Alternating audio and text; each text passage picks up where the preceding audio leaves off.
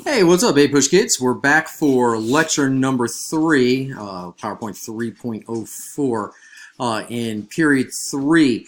So today what we're going to be doing is we got a pretty short lecture for this particular set. What we're going to be looking at is we're looking at the philosophical foundations of the American Revolution.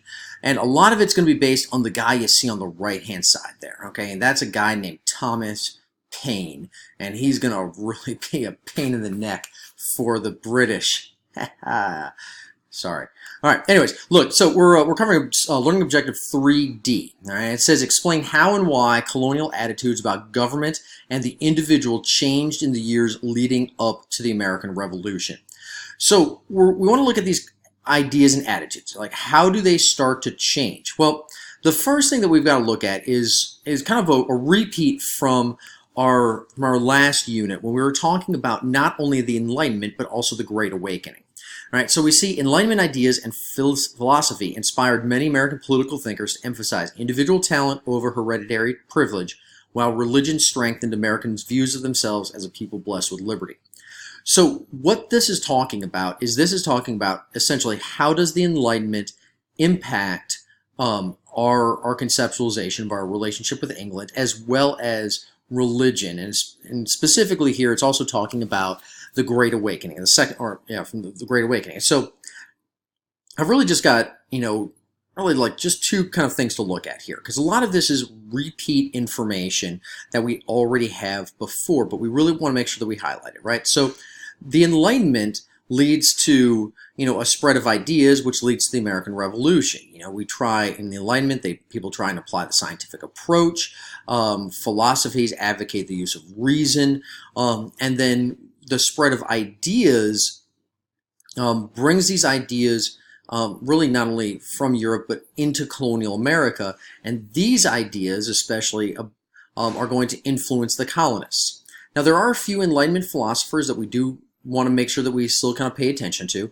John Locke, by far, is the most important of all of those. He's the idea about natural rights, as well as the social contract with Rousseau, and then Montesquieu is the kind of the separation of the different branches. But Locke's ideas of natural rights, life, liberty, and property, and how we should oppose tyranny are really kind of central to these ideas of the Enlightenment, and they really inform a lot of how the colonists view their relationship with their government. And so as the British government now has started to tax the colonists and take away rights and things like that, all those things we talked about in the last lecture, things such as the events surrounding like the Stamp Act, the Townshend Acts, the events leading up to the Boston Tea Party, the events leading up to the shots heard around the world, the Intolerant Blacks, all of those things, the colonists view as the government taking away the natural rights of the people and being tyrannical.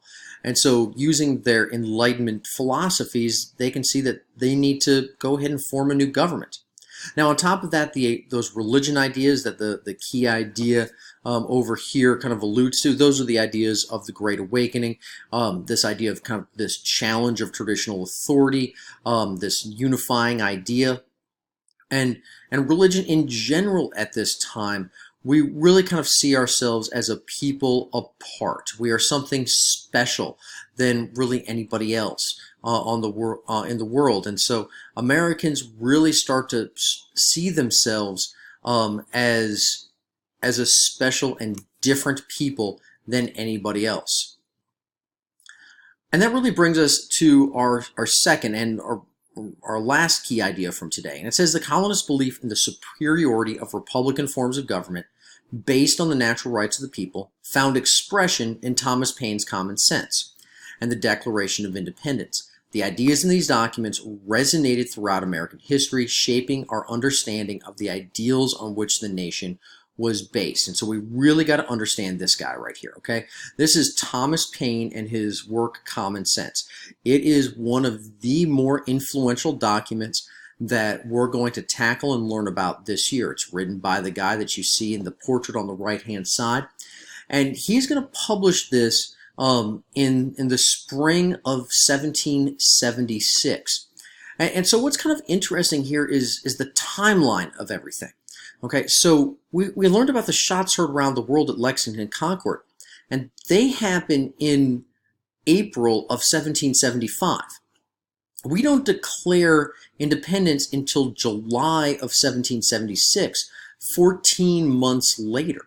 So it's quite a bit of time, and between the events at Lexington and Concord all the way up until early 1776, there was still this kind of internal struggle in America about whether or not we should declare independence. So we were still very tied to England commercially.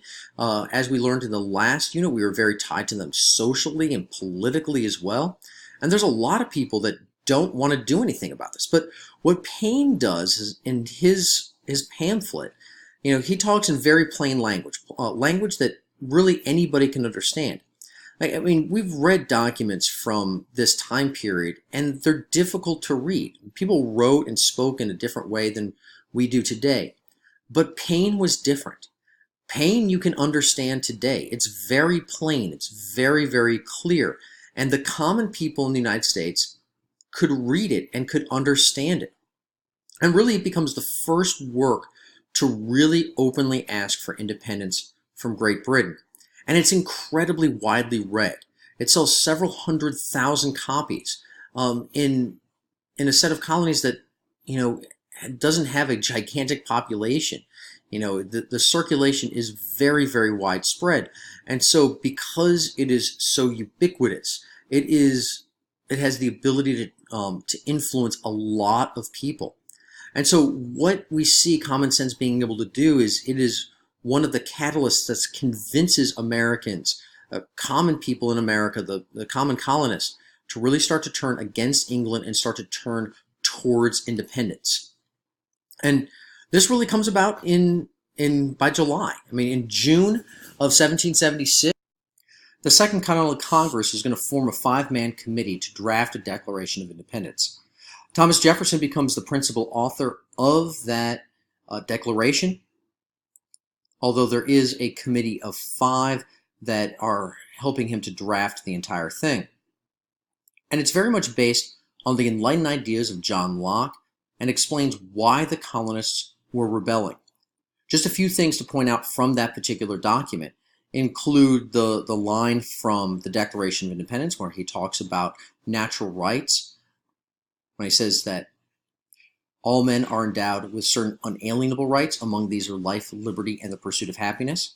And then he goes on in the Declaration of Independence to also talk about the social contract when we can overthrow a government that has become tyrannical.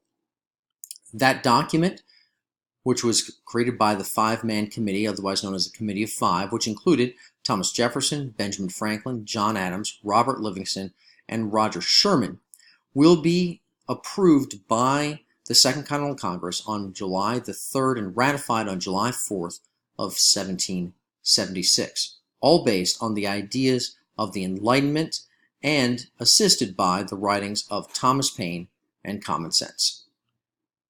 Next time, we're going to get into the actual fighting of the American Revolution and talk about why we're actually able to win that particular war. Until next time, go Pack.